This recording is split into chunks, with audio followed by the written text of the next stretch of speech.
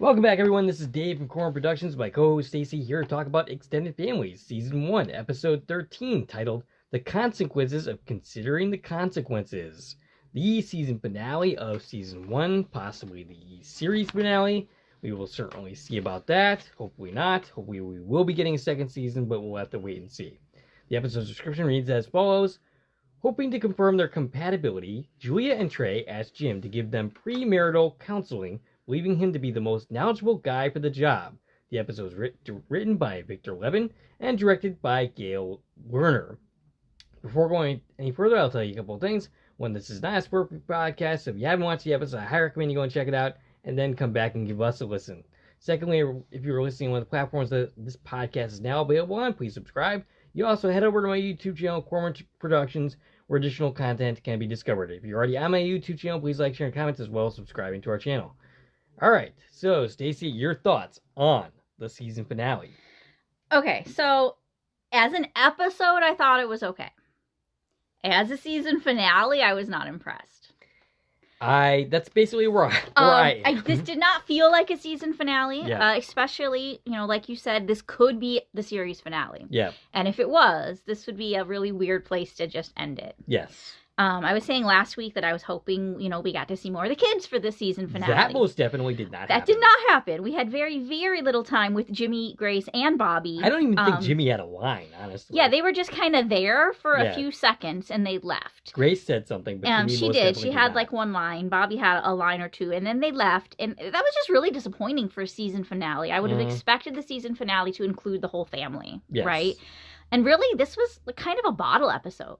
Yeah. They never left the living room. Basically. The entire episode. Yeah. There was no interview-style scenes, which, we've had a couple of those. But yeah, we never went anywhere. We just sat in the living room, and we progressed through this story, and there was 0 guest stars at all. Mm-hmm. It felt more like a middle-of-the-season episode. Right. Now, I think the concept could have been a decent season finale. The idea of putting Trey's and Julia's relationship on trial, so to say, it makes sense for a possible final episode of the season. I just don't think in execution that was done very well. I think what this episode needed was more time. I think it needed maybe like a 2-part season finale deal. Like, basically a 2-parter to conclude the season. And maybe that would have helped make this more season finale-like. And it's like where we end this episode, I'm not sure we justify it. It seems like they make the case that Trey and Julia should not be together. And then all of a sudden they're like, well, we're getting married.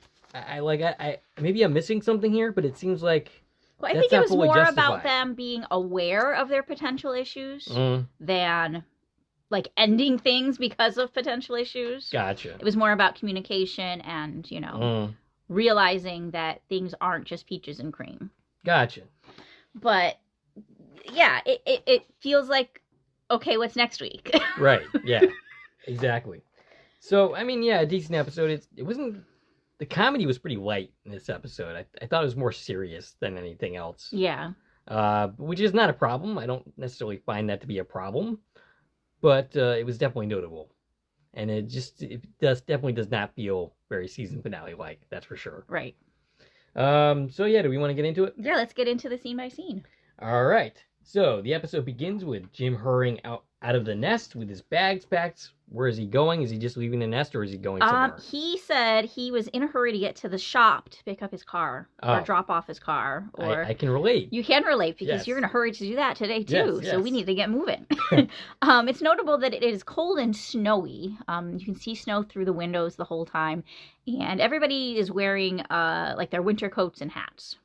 And but Trey and Julia want to ask him a question, and they ask him, "Are we right to get married together?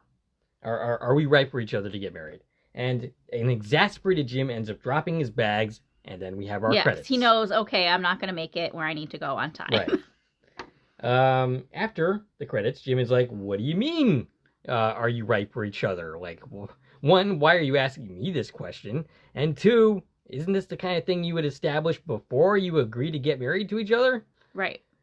And Julia says she wholeheartedly knows they belong together, but just wants to be sure. So what they want to do is a Catholic tradition. I've never heard of this, called pre-cana. Pre-cana. Pre-cana. They want to do a pre-cana, and so Trey explains it to the audience, what this is, and it's pre-marriage counseling class that couples participate in prior to being married in a Catholic church. But they can't do it in a Catholic church because divorce is not officially recognized. Right. So because Julia's divorced, she can't have a church wedding, and therefore she cannot have an official pre-cana. But they still want to do like a fake pre-cana because they want to go through the process. And they want Jim to host it, which right away I'm thinking, okay, is this really the best person to do this?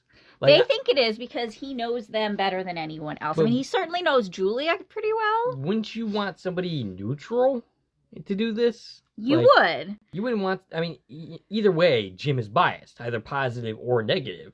So wouldn't that, and I think Jim does a good job being overall unbiased in his questions, but still, I think that's not necessarily... he doesn't want to do it at first. He said he'd rather go live in a bunker. He said there'll be room there for the kids, and they can just blow up their marriage however they want. He doesn't care. Well, I think it's more along the lines of he doesn't want to be a part of this disintegrating before his eyes. Yeah. He's friends with both of them. Right. He cares about both of them. And Trey kind of guilts him towards saying yes by, saying that a second divorce would really be hard on the children. So we don't want to get married if, it's going to lead to divorce. So we're going to ask you to determine right. if that's going to happen or not. So Julia asks him if he ever wondered what would have happened if they had done a pre-cana. Trey is surprised to learn that they didn't. Apparently they signed up for it, but they didn't actually go to their class because they thought they knew everything there was to know. To be young and dumb. We're going to live happily ever after. Right. They were wrong. Yep. So Jim is basically like, hey, look, I'm not going to pull any punches. You guys need to be completely honest. And they keep being like, oh, so it's a yes then. And he's like, no, it's yes adjacent. And he won't give a straight answer throughout this scene.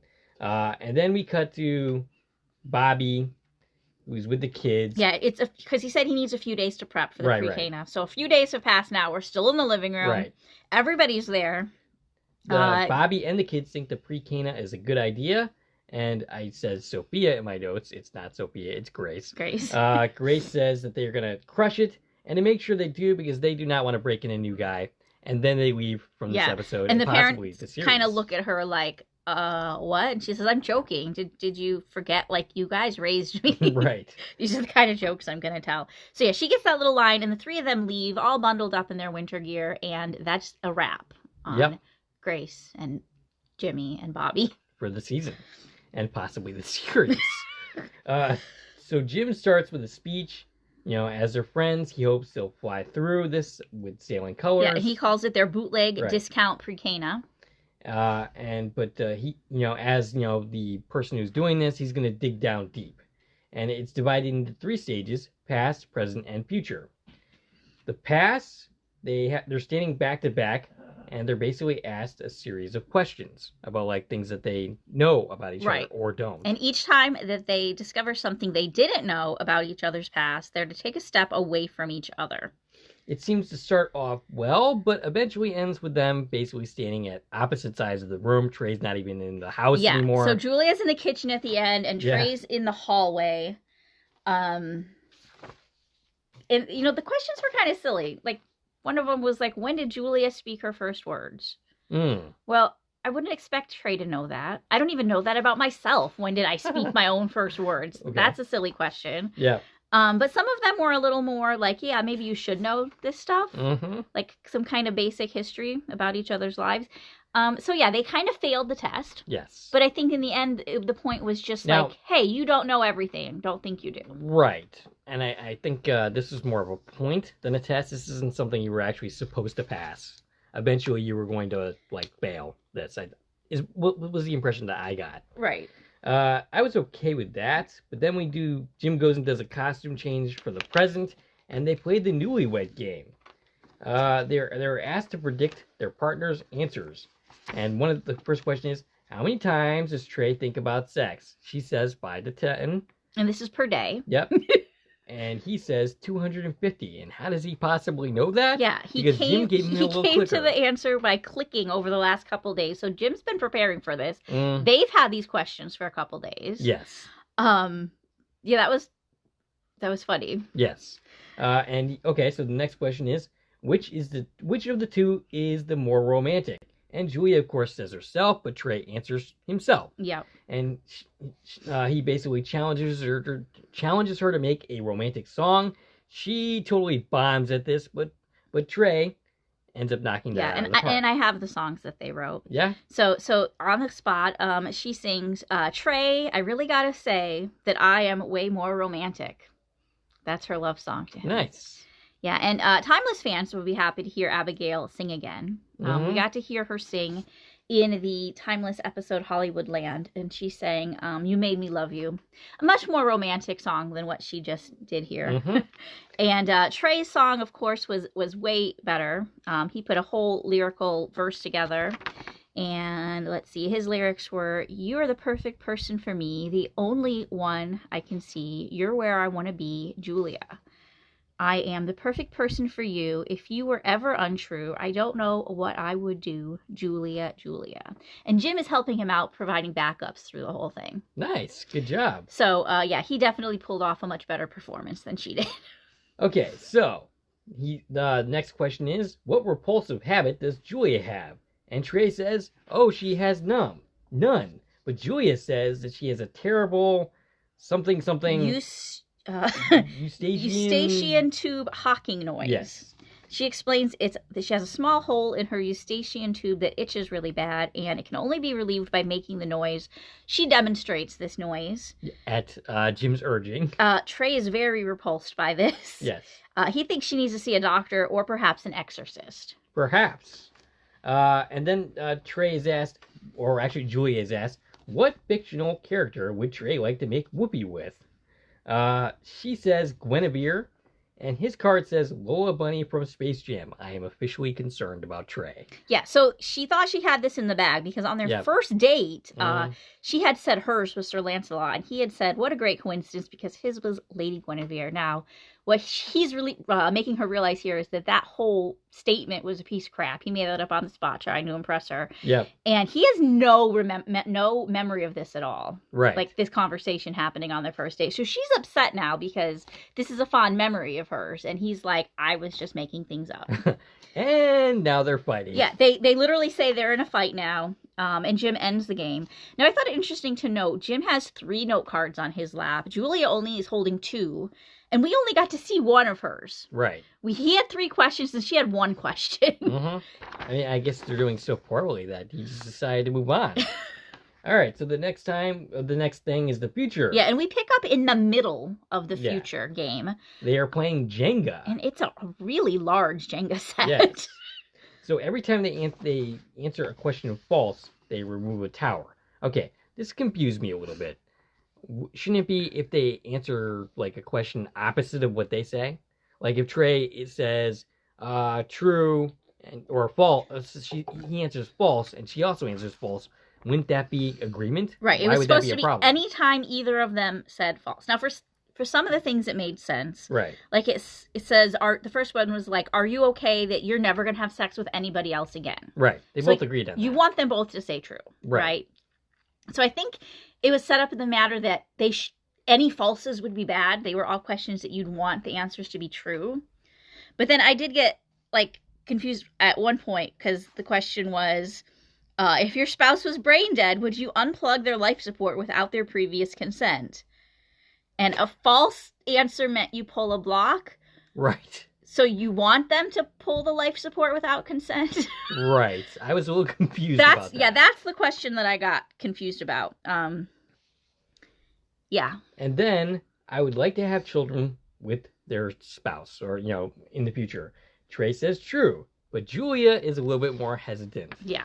Now, this conversation has never come up. Right, which Jim was surprised that he kind of stepped on a landmine here. He had no idea this wasn't something they would have already talked about. Because a couple who's getting married should have talked about this. This is fundamental. Right. Like, do you want to have children or not? So, Trey says this is a thing. Yeah. Julia has to remove a block because she was the one with the false answer. And the tower falls.